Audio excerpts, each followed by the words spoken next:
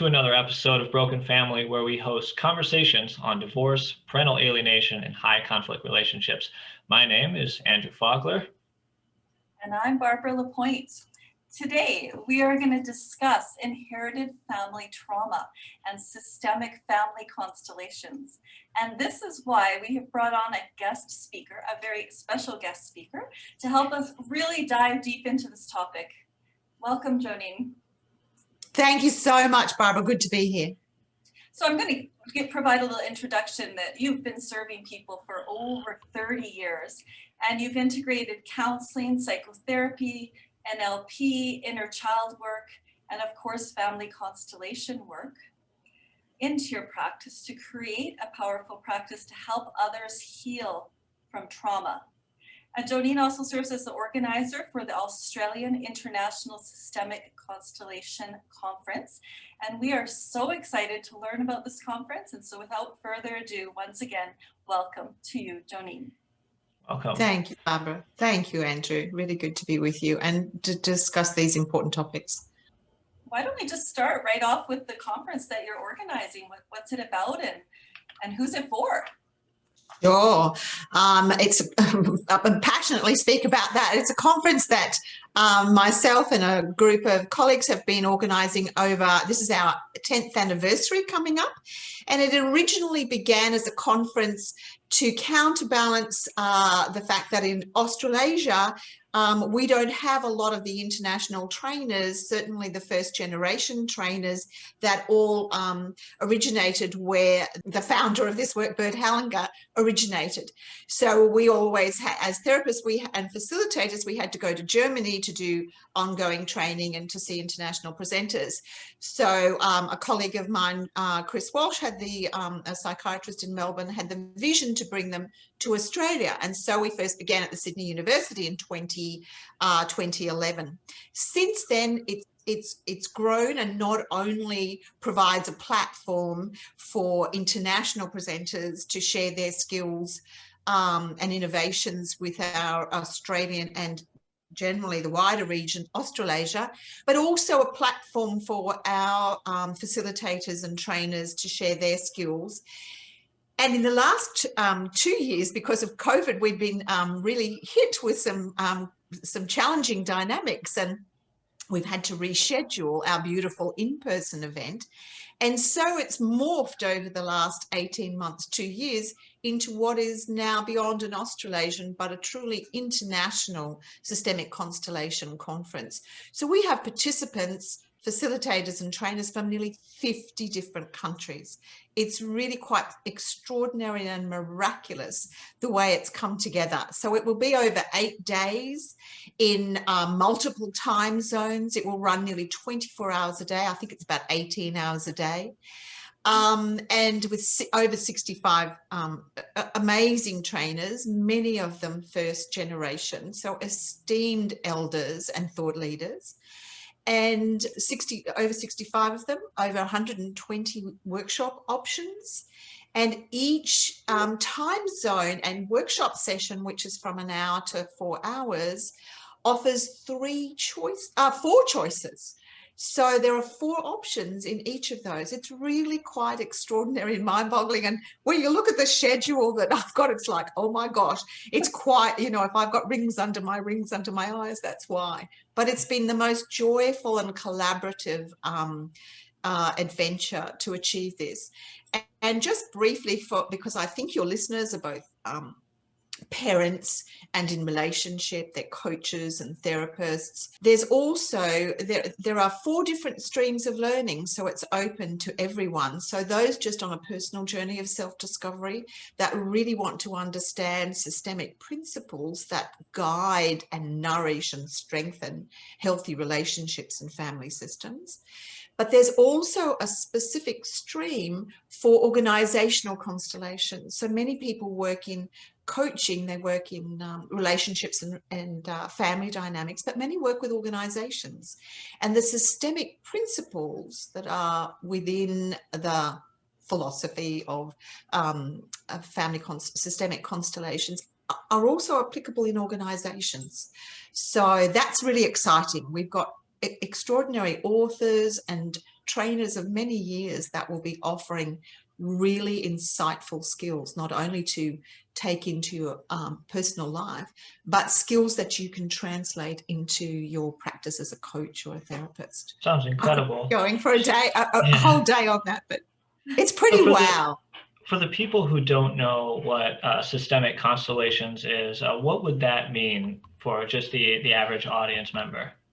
Yeah, the average person would find that it's systemic or family constellations is a set of guiding principles. I actually call it best practice in family and relationship systems, but it's a therapeutic approach or a theoretical approach. It's a way to look at often hidden dynamics that inhibit a relationship from flourishing. There are certain principles that, if followed, will support and nourish and strengthen a relationship in family systems or organizations, and some really clear dynamics that, if they playing out, will hinder and sabotage relationships. So you get a really clear picture of what works and what doesn't for healthy family systems, for and within healthy family systems or organizations. We know that they don't continue forever. You know, we belong in a family system and we can never unbelong. But in a marriage or in a business partnership, it's dependent on our agreement and our compliance with the values or commitments that were made.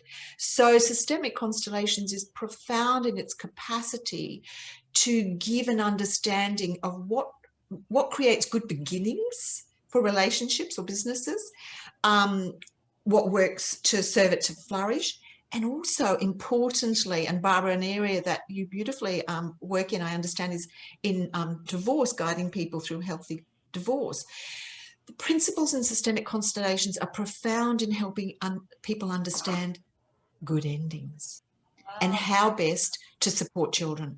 I cannot tell you, in the years that I've been in practice, and I hope I'm answering your question, Andrew, the number of relationships that do end, of course, and that have these really difficult, torturous step-parenting relationships or contentious divorces around so many things.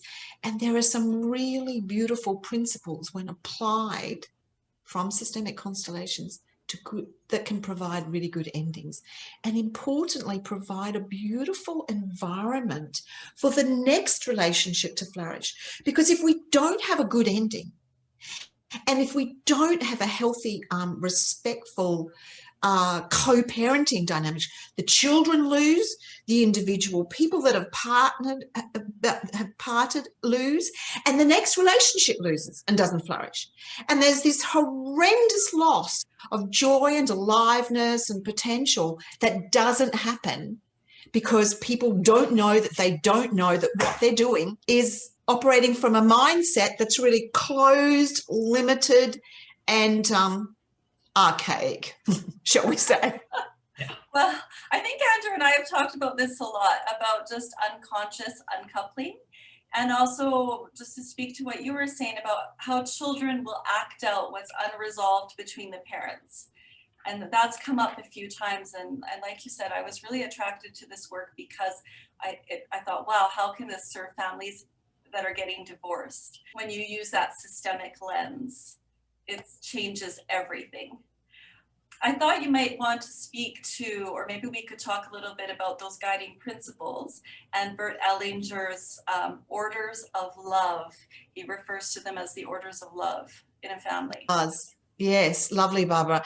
And exactly that. It's bringing a systemic lens to different dynamics. What Hellinger understood, as did those whose shoulders he stands on in family systems, therapeutic models, was that there are certain guiding principles within a system, and that everything is a system. Like we have our own individual system, mind, body, spirit, for those that believe, a soul as well. And then we have, there's a system within a relationship, there's a system within a family. And a system is a bit like one of the children's mobiles that mobiles, you'd say in Canada or the US, that hang over a child's crib. You know, a system operates, a family system or an organization, and indeed the planet operates in the same way, that you can't move one of those objects in the mobile without impacting the rest. And I think the world now has been brought more and more into understanding of the interconnectedness of all things, given the COVID, that we don't exist in isolation, that we can't say, oh, that's something over there and it's nothing to do with us. We are interconnected. And when you talk about the systemic lens, Barbara, we're talking about not just where it sort of sets apart from some other therapeutic models where it talks about the mind, body, spirit system. Yes, the familial or biographical history of an individual. But family systemic concepts goes back to the influences up to 3 and 7 generations and how we are impacted by that. So when you talk about inherited patterns, Barbara, you know, that children will often, you know, take on, of course, we inherit the mindset. We inherit the internal stance as a consequence of that familial background, but also culturally of what's passed to us. And we know now of studies of, this has been anecdotal for many years, but we know now through epigenetics and DNA that in actual fact, unresolved trauma from past generations is passed on. The good news is, as well as unresolved trauma, strengths and resources are too. So we can be deeply grateful for extraordinary resources, resilience and creativity that has been passed to us from our ancestors. But unless, you know, we wake up and, as you say, Barbara, you know, broaden our lens, you know, reassess the mindset that's been passed to us from previous generations, unless we review that, then we're bound to act out in the same way and pass on our unresolved. So I think actually we have a duty, an absolute duty. It behooves us to really reassess and do what we can in this generation to heal the past traumas that have been passed to us. We can only do what we can do. But the more we resolve the past within ourselves, the less likely we are to injure our partner with it and everyone we come into contact with. You know, unless we heal the past, we're both a danger to ourselves and to others, imploding or exploding, and or our children. I think we have a duty. I think there should be a covenant, actually. I think I'm going to sort of set up something or rather, a championing for, there's a compassion charter. I think there needs to be, you know, a parenting charter that says, okay, you need, you know, because so many people you would both have found say, I'd do anything for my children. They say that, but the actions don't match up. And bless them, and myself as well in the past, they don't know that in actual fact, though they've got good intentions, they're energetically passing on the unresolved trauma. So it's about awakening consciousness, bringing a meta lens to what works and what doesn't to serve love, Barbara. I think that answers your question. It's so beautiful to serve love. And I think it is such a liberating lens. Reminds me of the Dunning-Kruger effect. You know, it's kind of unfortunate that it applies in this scenario too, where the incompetent don't know that they're incompetent, and that early on in our journey in anything, whether it's learning a skill or even in this case being in the role of a parent or a friend or in a relationship, where that confidence is super high at the beginning until you realize once you get deep in that it's a very slow journey to mastery. Yeah, I definitely can see where you're coming from with that. And yes. What we don't see, we don't know exists, or what we don't perceive, we don't know exists. Yes, I love that conscious, unconscious, conscious confidence. Exactly. And very often, as I say, we don't know that we don't know. I didn't know that I didn't know. Worse still, though, we think we do. Right. I think that's the biggest trap. I thought I was so clever. I thought I was like really, you know, this cosmic mother partner, really doing all of this good shebang. And when I look back, I think, oh my Lord, bless that younger me. Because seriously, oh my gosh, my first experience of step parenting. Yes, I've learned a great deal since then, but I agree. And but so I think there are some symptoms that tell us that, or can wake us up to not knowing, to bringing the unconscious to the conscious, Andrew. Okay. And in actual fact, the most beautiful thing about systemic constellations is the simplicity of the method is such that it actually, probably the primary purpose of it is to reveal the hidden or unconscious dynamics operating in a relationship system, a family system, or an organization that are hindering the flow of love. My very first experience was such a profound experience. And it was a real indication of I was operating from, not only did I not know, I didn't know, I thought I did. Because I actually, is it appropriate to talk about an example here? Yeah, absolutely. Is that okay? Mm-hmm. So my very first experience, I come from a large family. I'm the second eldest in a family of 9. So I was at a conference, you know, for breathwork, because that's the other thing that I do, somatic breathwork. And this woman, as I say, nearly 30 years, had come back from Poland and Germany, and she said, "Oh, I really found this beautiful new therapeutic approach, and I think it's very soulful and lovely. Would you like to experience it?" And so it was a large gathering, and being one of 9, I said, "What's involved?" "Well, you set up your family members." And I thought, "Oh, great, it's a conference, lots of people. I've got a large family. Yes, I'd love to do that." And I won't speak of the exact dynamic. It's very personal and very powerful influence in my life.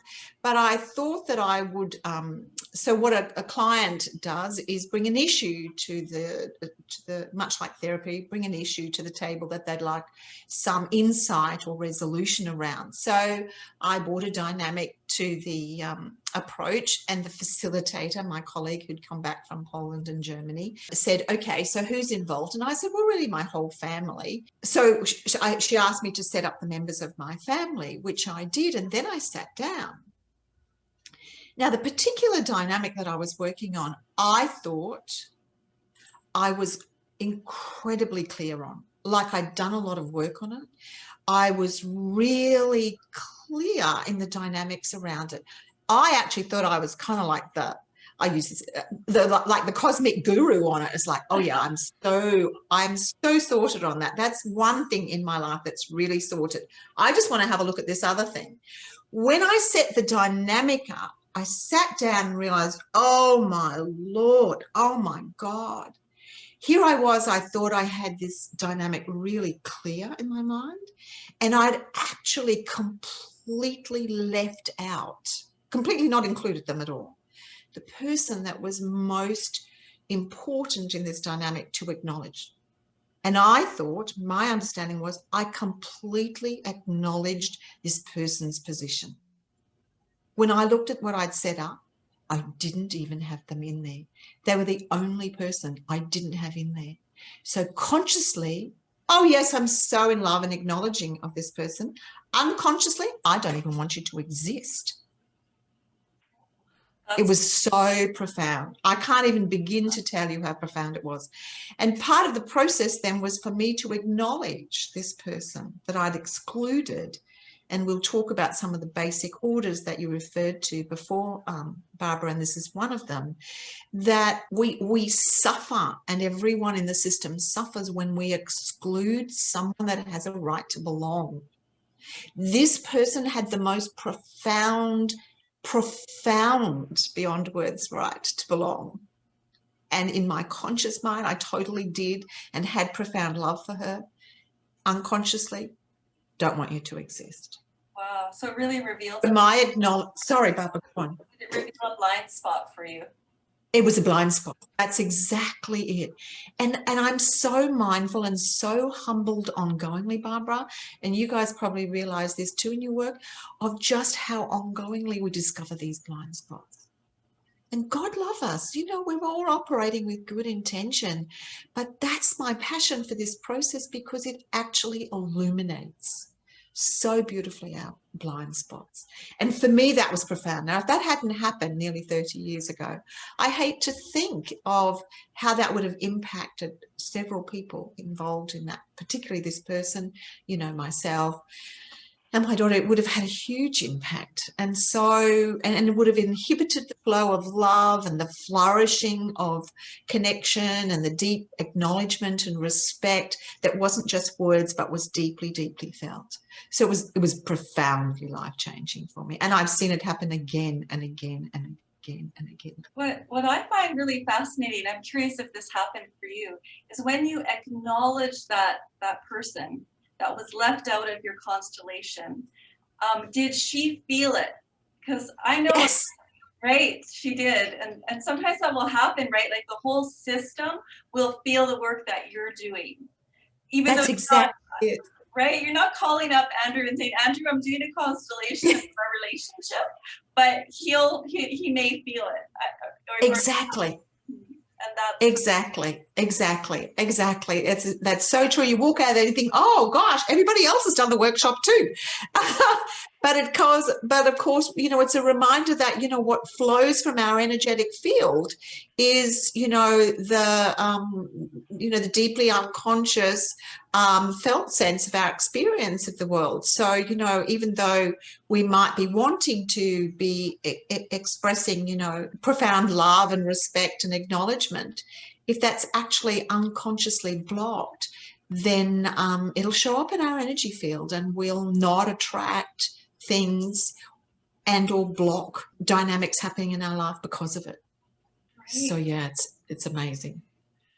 So I think the core lesson here, and especially for the audience members who might quite not grasp the whole thing, is that it's these conflicts that are the in-your-face splash of water that says something is unresolved and you need to look deeper within to find the answers. Because I imagine a lot of people, like you said, will be in that situation where they say, you know, how do I know what I don't know? You know, how should I know what I don't know?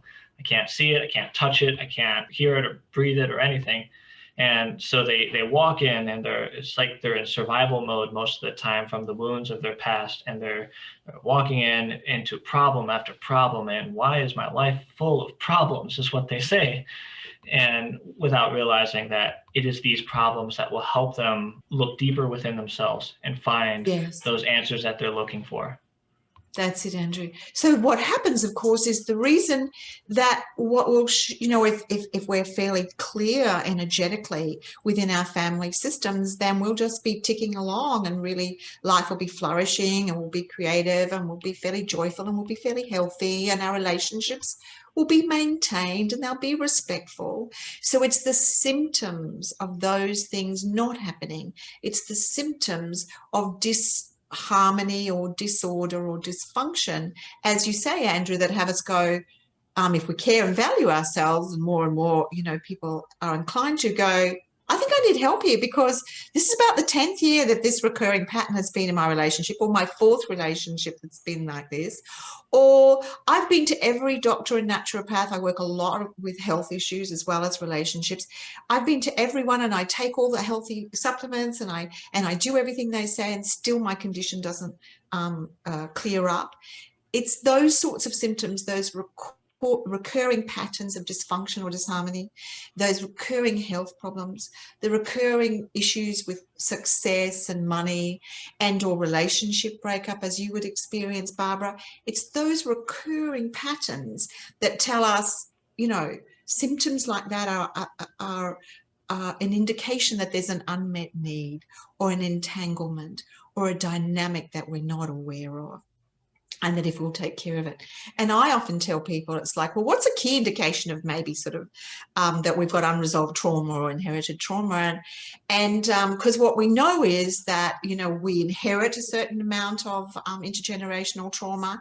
And then in our biography, particularly our early childhood patterning, if there are traumas and hurts and events, we've learned culturally to suppress that. And a key indication of just what level of suppression we're at is, I always tell people the degree to which you are reactive in your life to traffic, partners, sensitivity things, the degree to which you're reactive, i.e. trigger off or shut down in response to external events, is the degree to which you're unresolved with the past. No question about it. None. Zero. It's like, I've got a runny nose, I need a tissue, and I've got a cold. It doesn't take you 5 years to go, you know what, I've been reactive and firing off, you know, or shutting down for 35 years. I wonder what that could be about. No, hello, wake up. It's like a runny nose, tissue, reactivity all the time, firing off or shutting down. Unresolved trauma. So Ding! we met in Mark Wollen's work and in his training, and he talks a lot about breaking the bond with the mother. But how I initially heard that prior to Mark was a mother wound. So whether it's a mother wound or breaking the bond with your early parents, you're breaking a bond with your mom, how can that relate to what we're talking about today in terms of symptoms? Well, I think the same. Well, so Mark's work is so beautiful and profound. I love it dearly. And I brought him to Australia for a number of years, and he's going to be on the faculty. He does 3 presentations for the conference. We're so blessed with his presence, so profoundly blessed, because he's actually on sabbatical for 6 months, taking a rest after a really hectic schedule and completing his next book. But he's presenting at the conference, which we're profoundly grateful for. Mark's one of the most generous and concise and clear practitioners, trainers that work with understanding the 4 unconscious themes and inherited trauma. That's why his book's called It Didn't Start With You, because he realizes, you know, it starts generations back. So when you talk about symptoms, so it could be, Mark talks really specifically in his book, It Didn't Start With You, about how to identify specifically breaks in the bond with the mother. And he speaks beautifully to my own core belief that unless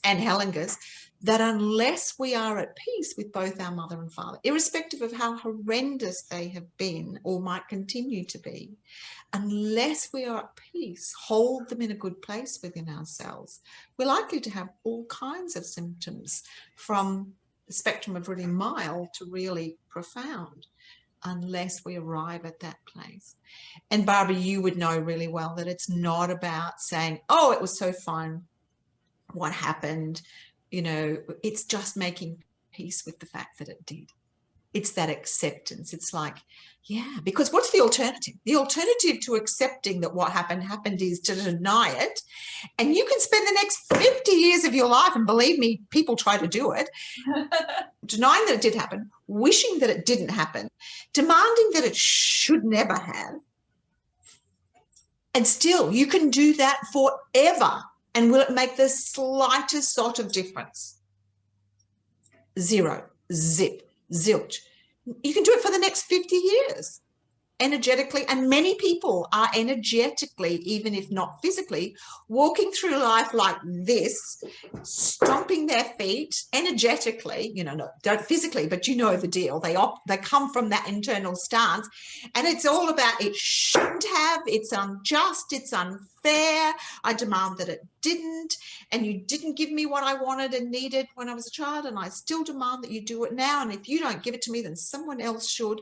And God love us, you know, we all do need to deserve that love. But if you're over 18, certainly if you're over 21, guess whose job it is now to take care of that? That would be you.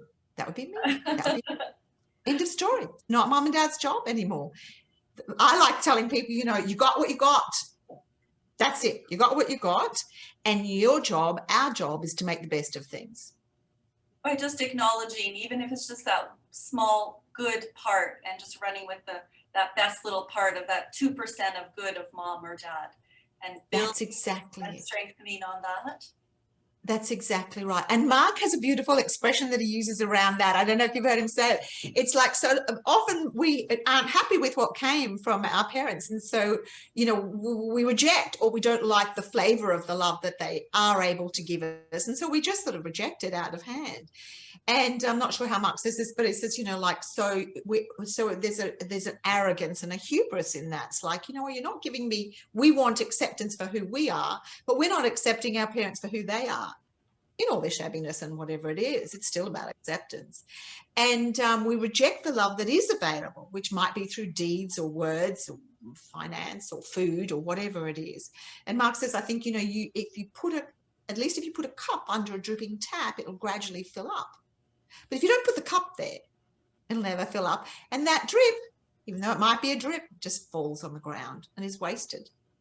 And I think there's an arrogance in that. And many of us, and certainly I had to come to terms with an arrogance and a hubris and and again, that blind spot, Andrew, where we don't realize that we're sitting in demand that people should and ought to and ought not to have. And that they don't love me in the way that I want or need it. I want them to accept me and love me. It's like, how is what we're not doing towards them the same as what we're so angry at about that they're not doing for us? You're absolutely right. And just as a quick anecdote, because this reminds me, just sometime last year, I read The Count of Monte Cristo by Alexander Dumas. And for the average reader who doesn't know what the story is about, it starts with where a young man is sent to prison on false charges, and he suffers prison time. And when he breaks out, he stumbles upon a large amount of wealth and then returns to Paris to punish the people who imprisoned him as the Count of Monte Cristo. And I was reading this book because my dad recommended it to me, because this was the persona I was taking on as somebody who is trying to come back through a history of parental alienation. And I remember just how much this is one of the first characters in my entire life I've really related to. And I say that as someone who reads a great deal, both fiction and nonfiction. And so reaching towards the end of the book, where the character, the Count of Monte Cristo, was realizing that vengeance was not going to solve his problems, and that even after enacting some vengeance on the people who had unfairly put him through 14 years of prison, it led me to realize the errors I was making, and that I was also walking down this path. And mind you, this was 3 years into a very, very detailed 10-year plan of how I was going to and how I was going to make my return. It wasn't going to be anything remotely illegal. I'm not trying to be scary or anything like that, but in a sense where I was going to push myself to become maybe more of like a Heathcliff rather than Count of Monte Cristo. I was going to come back as this financial entrepreneur who was going to bring about all these changes and was going to fix everything and get my family back together. And there was going to be nothing they could do about it. But as I realized, you know, that a lot of that was the anger that I was taking on, that was in a sense imprinted upon me growing up due to the abusive nature of my stepmother. Wow. So that's a really strong experience, isn't it? Yeah. And so did it really hit you? You just went, wow, like all this energy I've put into this, and really Well, ironically, I ended up taking the same, not trying to spoil the book, but for the people who haven't read it, but I ended up kind of adopting the similar approach to what Monte Cristo does at the end, where he realizes that vengeance is not to be within his hands. It's within either the hands of the divine or just within the hands of the invisible forces that whether you believe in karma or what have you. And so what Monte Cristo does at the end is he finds the people that do love him, the people that he is happy with, and he moves on from the previous love that he had that had already moved on from him. And he just goes on and lives his life. He adventures, he enjoys himself. He still has his traumas to work through, but he's not going to be defined by them anymore. He is no longer wearing the costume of Monte Cristo because that's the personification of his vengeance. Rather, he's going to go back to being you could say, a reborn version of Edmond Dantes, which was his actual name. Beautiful. And I think sometimes that vengeance mode initially is something that's valuable to work through, because it is that sense of injustice and the anger and the hurt and the deep grief. And sometimes that can propel us to, do better and be stronger and achieve. And so that has a positive influence.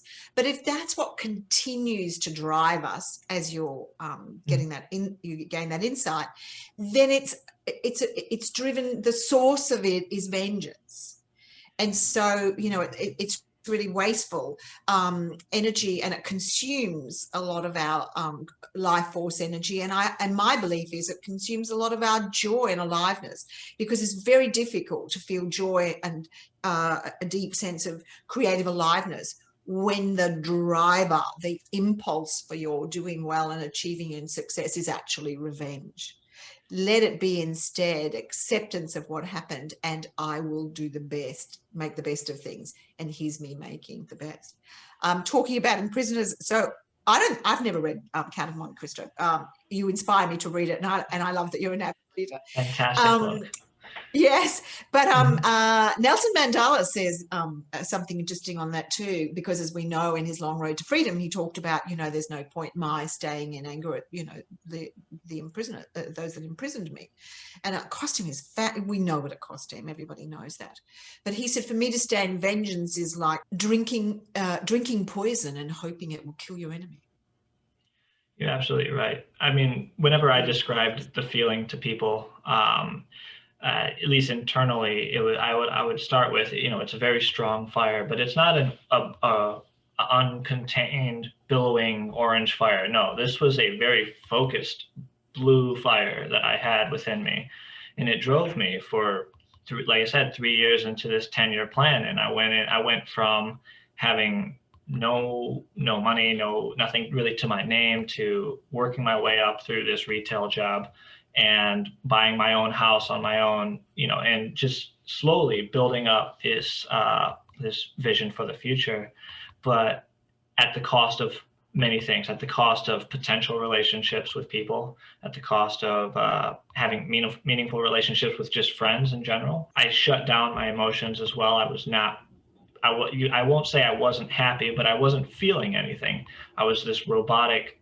personality just driving towards this one singular goal. And it wasn't until I spent more time thinking about, one, what is it that I'm really going to try and become towards the end? And two, there was a second realization where in between, while I was reading The Count of Monte Cristo, where I accomplished one of the goals that I needed to accomplish within that 10-year frame, or at the end of that 10-year frame. And all of a sudden, the rest of the 10-year plan didn't feel like it mattered anymore, which, to be vague yet more specific, I built a relationship with somebody that I was estranged from. And so at that time, it was like, okay, I thought this was going to take 10 years, $1 million and a personal private jet. It didn't. It took just a little bit of genuine emotion and just being emotionally there and present for somebody. Now I did this in 3 years instead of 10. What do I do now? Well done. Well done. But isn't that beautiful? The gift was the presence. Yeah. But it sounds like you operated less from revenge and more from a desire to make a difference, which I think was a very different motivating factor. It wasn't that you were going to do well in spite of what happened, or something like that seemed to be your motivator, which there was a pride element. There was a pride element there. So I might be hyper criticizing myself, but there was a pride element. There was the desire to stand there and say, I have done to stand there to the abuser, I've done everything you said you would do yourself, and where are you? And so that was part of that pride motivation. And don't get me wrong, that's not healthy either. Sure. Still, it's healthier than some options. Yes, it's healthier than some options. Yes, you devote yourself. So it's really, really wonderful. Yeah, good job. So, how are we doing, Barbara? I think we're doing good. Let's dive a little bit into inherited family trauma. So when if you were to look at Andrew or a character in a book or any soul walking this planet, can it be that their destiny is inherited or biologically passed down to them? Yeah, that as there's a lovely expression by Hallinger. What does he say? A tree doesn't get to choose where its seed lands and where it grows, and the same for us as children. You know, we don't get to. Well, we can say that on a soul level. You know, many of us believe that on a soul level we do choose the family that we come to. I'm of a view that I'll operate my life by the most creative and life-enhancing beliefs, because no one can prove them true or otherwise, really. So, but with a child, so we land in a family and we have to grow there, a bit like the seed that was planted, that it doesn't choose where it lands, it has to adapt to the environment. I think that's true for us. We come from our inherited family traumas and we arrive in a family system, whether our soul chooses that or not. As a person, as a human, we've got to make the best of things within that environment, and there's no value in wishing it were otherwise. Sometimes back to Mark again, he talks about something called the ancestral alarm clock that goes off. And I thought we might address that. Sure. I don't know that I've heard him say that particular thing. So elaborate. I've heard him say a lot of things, but I'm not that particular quote. Oh, okay. Well, it's kind of like, you know, something comes up in your life, like a divorce, or you yes. Okay. God forbid, suicidal. And it happens at, for example, 45 years old. And so when you start shaking the family tree and looking up the family tree, we might come to see that in our lineage, this happened to our mother at 45, the exact same age where it's now expressing in our lives, that trauma's, you know, expanding out, looking for healing. Yes. So I think now I understand what you're saying. Yes. The need to shake the family tree. Yes. When things happen in our life, it is helpful to understand what hidden dynamics or entanglements might be there. And as Mark said, and certainly is the philosophy within constellations, that unless we resolve and integrate and heal past traumas, the patterns of that will play out ongoingly, because all systems seek balance. And when it feels like someone's been excluded or there's been an entanglement in one generation, there's often a desire for children in the next generation to address that balance. And how that can happen sometimes in families, Barbara, is that, and another reason for us as adults and parents to clear up where we're at with our parents and hold them in a good place. Because if we attempt to exclude our parents within our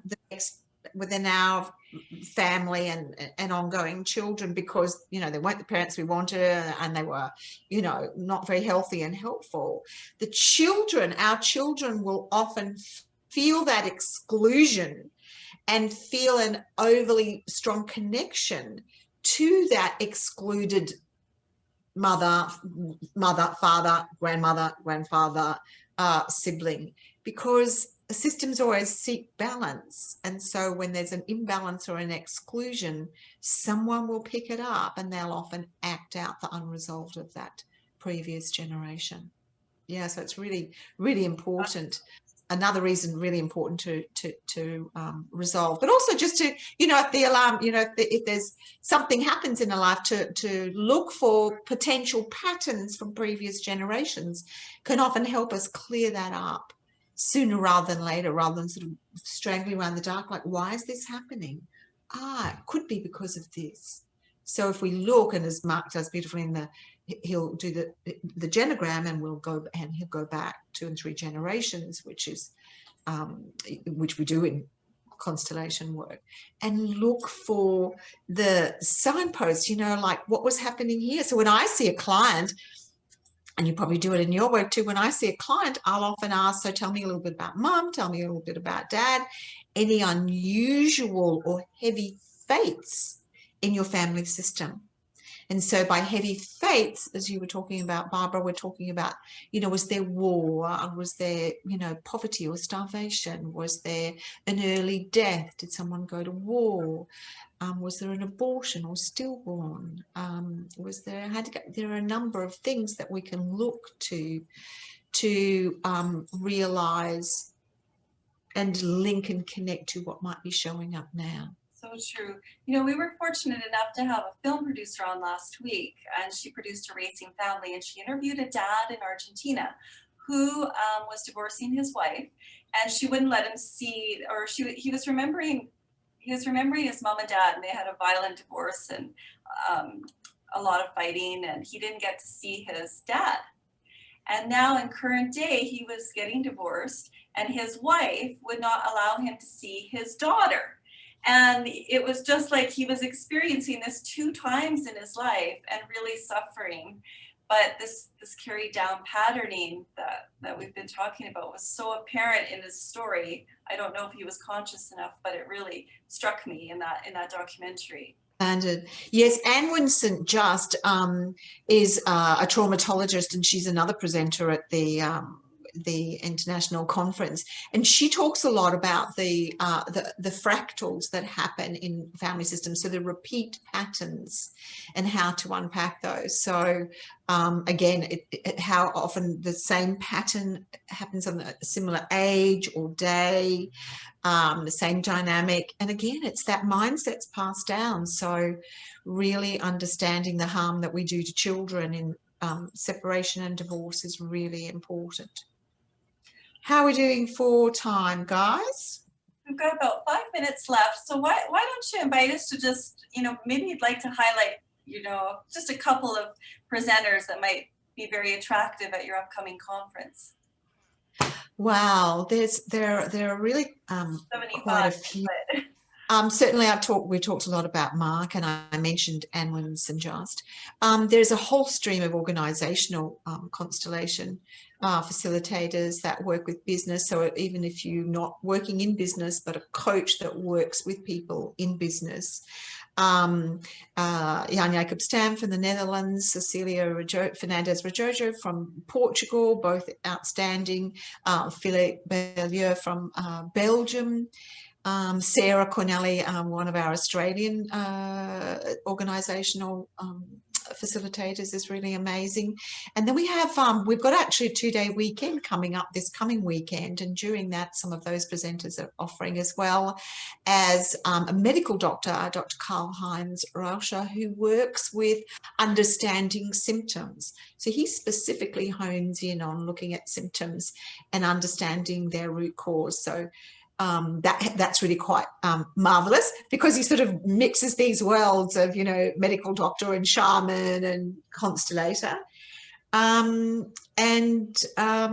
Yeah, so there's so many things that topics and subjects that we cover in the conference, from relationships to health to family systems to success. A big focus of mine is, given that I've spent nearly 30 years working with healing trauma, is joy. Sometimes the most profoundly suppressed emotional internal stance that we have is joy. And yet it's the source of our deepest creativity and aliveness.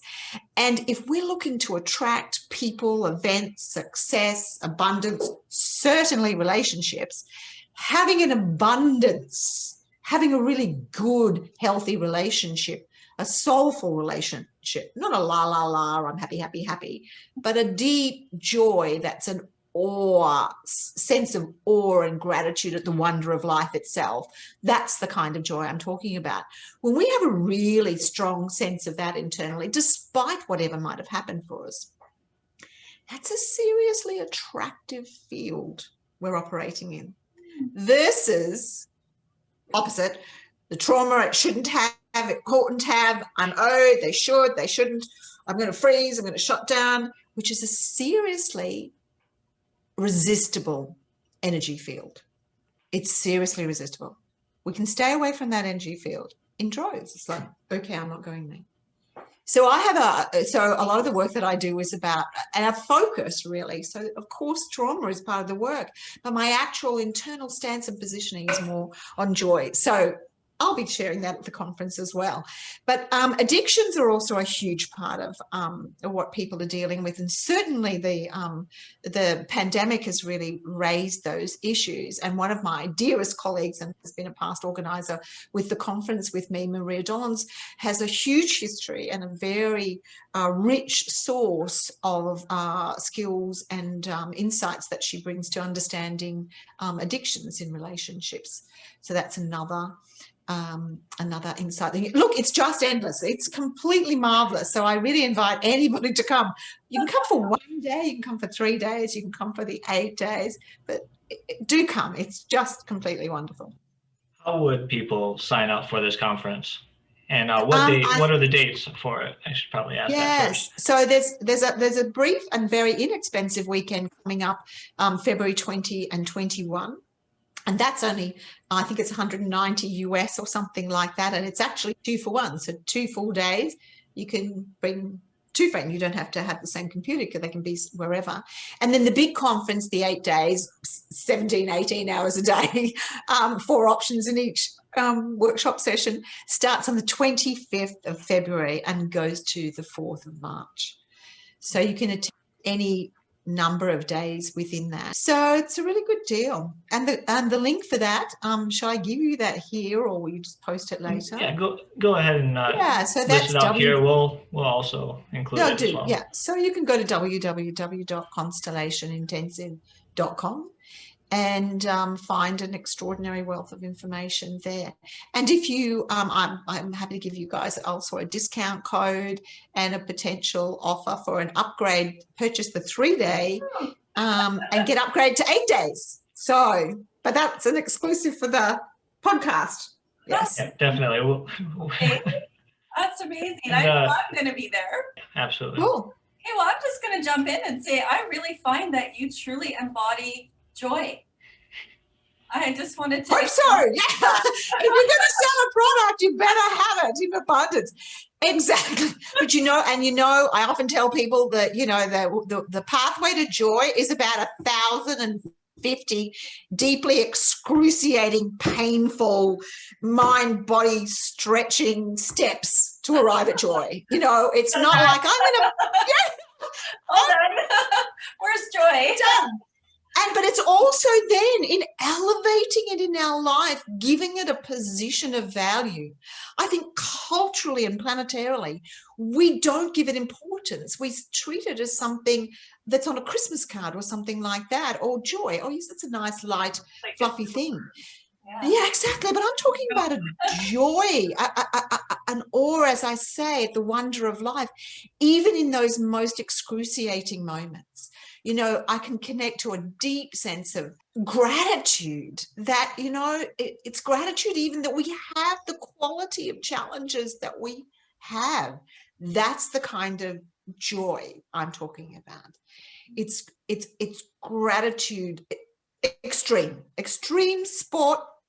Gratitude brings about joy, and I've cried. I just thinking about my own journey of lostness and so forth to arrive at this state. Barbara, it brings me deep gratitude. It's like I'm so grateful to my younger selves for doing the hard yards. Of being able to say yes.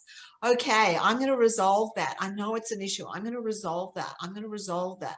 And I had to go through divorces. I had to go through step parenting, and I had to keep showing up and showing up and showing up for myself. And I'm reaping the rewards at this age and stage of life. And it is quite delightful to live in this body, I have to say, Barbara. It's not without its challenges, Lord save us. But it's a pretty good deal. Yeah, being alive and being human. I'm so glad I got to be, a person and a woman and living in this country. I'm not a tree or a rock or a frog. They don't get to do half the cool stuff that we get to, to be a to be human. It's a good gig. I don't know of a better one. Well, and that's where the miracles can happen, right? That's it. Really invite those miracles into our lives. That's it. Exactly. Oh Be the force field that attracts it. That's the deal. Clear up all the crap in your field. Just go around and pick up all the poop and just clear it up and create a force field that contributes, because this is the other thing too, talking about gratitude and contribution. Unless we clear up energetically the unresolved, we are contributing nothing to the world. We are actually taking, and we didn't talk about, maybe another time we'll talk about the specific orders of balance of giving and receiving in that, Barbara. It's really valuable to talk about. But we are taking, we are using up life resources if we're not unresolved, because we're needing to be taken care of, and we're reactive, and we're not being our most creative potential selves. When we clear up the past, we're actually contributing energetically our spirit, our aliveness, our creativity. And we are, as you talked about earlier, we're a gift when we're that present to ourselves and to others. Andrew, we're a gift. We contribute to the greater whole. And let us all do that as best we can. Bless you both. Absolutely. Thank you so much for such a soulful time. I've had such a delightful, joyful and soulful time with you both. Thank you very much. Absolutely. So Jonine, before I do our wrap-up speech, where could people reach you if they wanted to either learn more about you or if they wanted to contact you? Jonine Lee Gabay. So I've got the most ancient website still happening, but after 30 years, it's all referral. So there's an ancient website under my name, Jonine Lee Gabay, but probably go to Constellation Intensive. You'll find me there, and the most resourceful I've found, even though I still do a lot of one-on-one work, wanting to reach the greatest point of leverage, I find, is in the conferences and in training people. If we upskill people and increase their awareness, then that's a greater point of leverage. The more we can do that in collaborative learning groups, the more we can contribute to the evolution of humanity to a kinder, more resilient, creative planet. Let's go that. I consider my job to be contributing to world peace, love and joy, like the Christmas card thing. I consider my job to be contributing to peace, love and joy, session by session, conference by conference. And it just ripples out. Beautiful place. It just ripples out. Absolutely love it. Mm-hmm. Yeah. Is that your wrap-up speech, Andrew? Well, I mean, no, it's a little bit more formal than that. Okay. But okay. Yeah, all right. But everyone, thank you so much for taking the time to be with us today. Once again, if you enjoyed this episode, be sure to subscribe to our channel, either on YouTube or through our podcast through the various channels. Don't forget to use the downloadable document below to help you and your loved ones deal with these various challenges, trauma, and inherited family trauma for that matter. If you have any further questions, or you want to suggest a future podcast idea, feel free to reach out to us. Barbara, what would be the best way to reach out to you? BarbaraLaPointe.com. Mm-hmm. And if you've got any questions for me, feel free to reach me at my website at andrewfaulkner.com or email me at startnow@andrewfaulkner.com. As always, everyone, thank you for taking the time to be with us today at the Broken Family Podcast, where we discuss and help you find solutions to divorce, parental alienation, and high conflict relationships. Have a wonderful day, everyone. Thanks, everyone. Thanks for joining us. Bye.